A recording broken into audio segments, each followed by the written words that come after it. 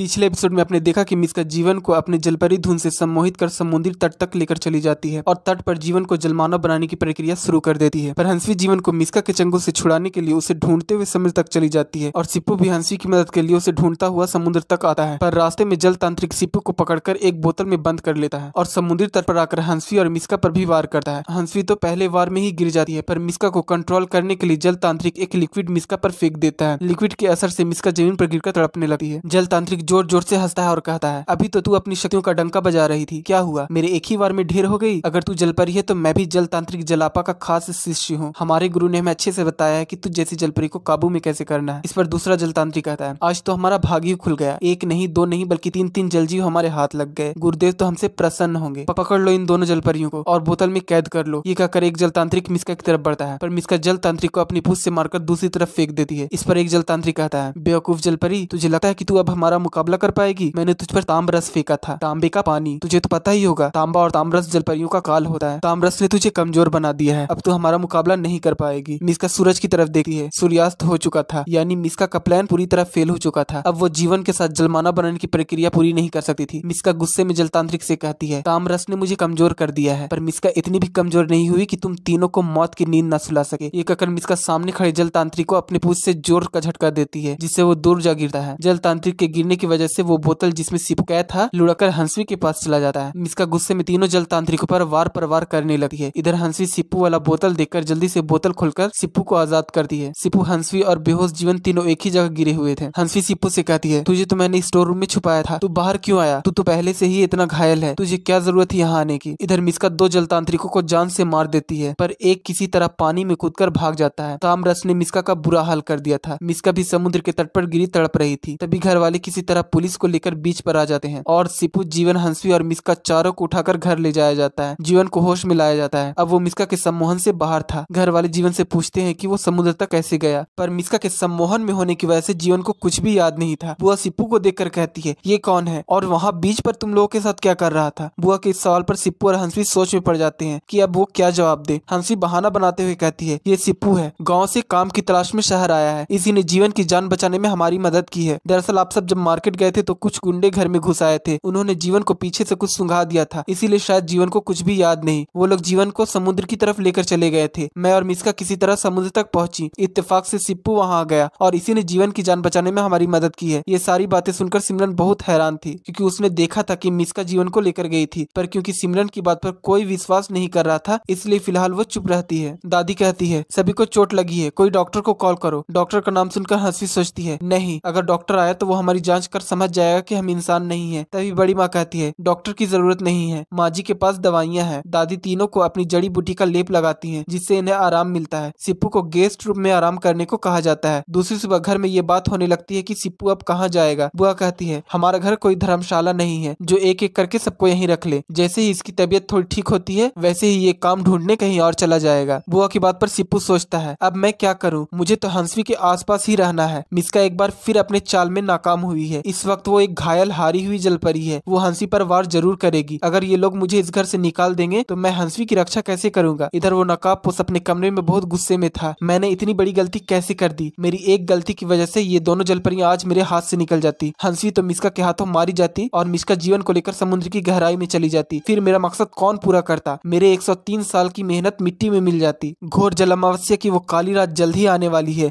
मुझे इन दोनों जलपरियों को हर वक्त अपने आंखों के सामने रखना होगा। मैं थोड़ी देर के लिए बाजार क्या चली गई, इन दोनों जलपरियों ने तो तांडव ही कर दिया। एक बार, बस एक बार मैं अपना मकसद पूरा कर लूं, फिर तुम दोनों जलपरियों को ऐसी मौत मारूंगी कि पूरा जललोक कांप उठेगा। लेकिन जब तक मेरा मकसद पूरा नहीं हो जाता, मुझे दैत्य लोक से मेरी मदद के लिए किसी को बुलाना होगा जो मेरे पीछे में इन जलपरियों पर नजर रख सके। इधर सिप्पू और हंसवी के जख्म तो भर रहे थे, पर मिस्का अभी तक दर्द से तड़प रही थी। हंसवी सिप्पू से कहती है कि मिस्का बहुत दर्द में है। इस पर सिप्पू कहता है, भगवान ने उसे सजा दी है, जो दूसरों को दर्द देता है उसे भी दर्द सहना पड़ता है। ताम्ररस मतलब तांबे का पानी, हम जलजीवों के मौत का सामान है। तांबा हमारा काल है, हमारा नाश है। जलपरियों की सबसे बड़ी कमजोरी है तांबा। उन जल तांत्रिकों को अच्छे से पता था कि ताम्ररस से हमें कमजोर किया जा सकता है, इसलिए उन्होंने मिस्का पर ताम्ररस से वार किया और मिस्का कमजोर हो गई। सिप्पू और हंसवी अभी बात ही कर रहे थे कि मिस्का वहाँ आ जाती है और कहती है, मिस्का कभी कमजोर नहीं हो सकती। बहुत खुश हो ना तुम दोनों कि मैं जीवन को जलमानव नहीं बना पाई? तुम लोग भूल रहे हो कि मैं मिस्का हूँ, 150 साल पुरानी जलपरी। जो मैं सोचती हूँ वो मैं करके रहती हूँ। जीवन को तो मैं हर हाल में अपना जोड़ा बना कर रहूंगी। और तुम दोनों का तो मैं वो हाल करूंगी कि तुमने सोचा भी नहीं होगा। फिलहाल तो मैं समुद्र में जा रही हूँ, पर जल्द ही लौटूंगी। मेरे अगले वार के लिए तैयार रहना। ये कहकर मिस्का वहाँ से चली जाती है। हंसवी कहती है, मिस्का समुद्र में क्यों जा रही है? इस पर जीवन कहता है, ताम्ररस ने मिस्का को जो घाव दिए हैं उसे सिर्फ गहरे समुद्र की जड़ी बूटियां ही भर सकती हैं। मिस्का चली तो गई है, पर मेरा दिल कह रहा है ये वापस आकर कोई बहुत बड़ा बवाल करेगी। हमें तैयार रहना होगा, इसके हर वार का मुंह तोड़ जवाब देना होगा। इधर सब हॉल में बैठे थे, तभी हंसवी सिपू को लेकर हॉल में आती है। दादी कहती है, कैसे हो बेटा तुम दोनों? जीवन की जान बचाकर तुम दोनों ने बहुत बहादुरी का काम किया है। तभी वहाँ बुआ आती है और सिप्पू से कहती है, कैसी तबीयत है अब तुम्हारी? दरअसल कल मेरी फ्रेंड की बेटी इशिता आ रही है, थोड़े दिन हमारे साथ इसी घर में रहेगी, तो गेस्ट रूम को खाली करना होगा। इस पर दादी कहती है, कल आ रही है ना वो, तो अभी बहुत टाइम है, कल तक रूम खाली हो जाएगा। तभी वहाँ बड़ी माँ आती है और जीवन के सर पर हाथ फेरते हुए कहती है, जीवन बेटा तुम्हारी तबीयत अब कैसी है? तुम कुछ दिन बाहर मत जाना, पता नहीं वो गुंडे कौन थे, बेड़ा गर्क हो उनका। इस पर जीवन कहता है, बड़ी माँ मैं बिल्कुल ठीक हूँ, आप बिल्कुल चिंता न करें। सब आपस में बातें कर रहे थे। वहीं थोड़ी दूर पर खड़ी सिमरन इन सबको एक साथ बातें करता देख चिढ़ जाती है और कहती है, ये लोग तो मुझे ऐसे इग्नोर कर रहे हैं जैसे मैं इस घर में हूँ ही नहीं, और ये सब इन दोनों बहनों की वजह से हुआ है। ये दोनों इस घर में क्या आई, मेरी तो वैल्यू ही खत्म हो गई। ये लोग मेरी बात का यकीन भी नहीं कर रहे हैं कि घर में कोई गुंडे नहीं आए थे। जीवन को मिस्का लेकर गई थी, मुझे अच्छे से याद है। मिस्का ने ही मुझे मारकर बेहोश किया था, पर मुझे ये समझ नहीं आ रहा है कि जीवन को कुछ भी याद क्यों नहीं। जीवन भी तो था वहीं पर, ऐसा कैसे हो सकता है? इन दोनों बहनों में कुछ तो गड़बड़ है, नॉर्मल नहीं है ये दोनों। मुझे इनका सच सबके सामने लाना होगा। इधर हॉल में सिपू नोटिस करता है कि शरद बार बार हंसवी की तरफ देख रहा था, पर वो इस समय कुछ नहीं बोल पाता है। थोड़ी देर बाद बड़ी माँ जीवन से कहती है, बस बहुत हो गया गप, अब जाओ अपने कमरे में आराम करो। हंसवी सिपू तुम दोनों भी आराम करो, मैं अभी आती हूँ, मुझे कुछ काम है। सब अपने अपने कमरे में आराम करने चले जाते हैं। रास्ते में सिप्पू हंसवी से शरद के बारे में पूछता है। हंसवी सिप्पू को शरद की सारी हरकतों के बारे में बताती है। सिप्पू कहता है, मुझे तो लगता था कि तुम्हें सिर्फ मिस्का से खतरा है, पर ये शरद भी है, ऊपर से ये बुआ मुझे इस घर से भगाने पर तुली है। हमें कुछ करना होगा हंसवी, जिससे ये लोग मुझे इस घर में रहने दें। इस पर हंसवी कहती है, तू चिंता न कर, कोई न कोई रास्ता जरूर निकल आएगा। अभी तो अपने कमरे में जाकर आराम कर। जीवन गेस्ट रूम में चला जाता है और हंसवी अपने कमरे में जाने लगती है, पर कमरे के बाहर शरद हंसवी का रास्ता रोक लेता है और कहता है, कौन है ये सिप्पू जिसके साथ तुम इतनी खुश हो? इस पर हंसवी कहती है, इससे तुम्हें क्या मतलब, मेरा रास्ता छोड़ो। ये कहकर हंसवी जाने लगती है, पर तभी शरद हंसवी का हाथ पकड़कर खींचता है। गुस्से में हंसवी शरद को जोर से धक्का दे देती है, जिससे शरद दीवार से जा टकराता है। गुस्से में शरद हंसवी पर हाथ उठाता है, पर तभी सिप्पू वहां आकर शरद का हाथ पकड़ लेता है और शरद को जोर से धक्का देकर पीछे गिरा देता है। शरद गुस्से में कहता है, तेरी इतनी हिम्मत, मैं अभी तुझे इस घर से बाहर निकलवाता हूँ। इस पर सिप्पू कहता है, तेरी हिम्मत कैसे हुई हंसवी को छूने की, और तू मुझे घर से क्या बोलकर निकलवाएगा? चल तेरे घर वालों को तेरी सच्चाई बताता हूँ। शरद समझ जाता है कि अगर वो तमाशा करेगा तो उसकी सच्चाई घर वालों के सामने आ जाएगी, इसलिए वो चुपचाप वहां से चला जाता है।